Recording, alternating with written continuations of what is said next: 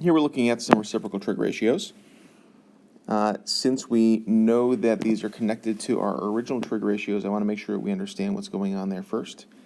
So we've got secant, cosecant, and cotangent. We know that secant is connected to cosine. In fact, it's the reciprocal of cosine. We know that cosecant is connected to sine, so it's the reciprocal of sine. And we know that cotangent is connected to tangent. It's the reciprocal of tangent. Based on these, all three of these are looking at angle x, so I'm going to identify that on my diagram and label some points. We've got the hypotenuse, we've got the opposite, and we've got the adjacent. For secant of x, I want to think about cosine, which would be adjacent over hypotenuse. Secant of x would be hypotenuse over adjacent, which in this case is going to be 45 over 27.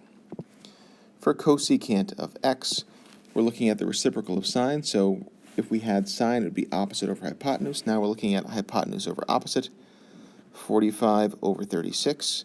And if we've got cotangent of x, we're comparing that to tangent, which would normally be opposite over adjacent. Here we're going to do adjacent over opposite, which is going to be 27 over 36.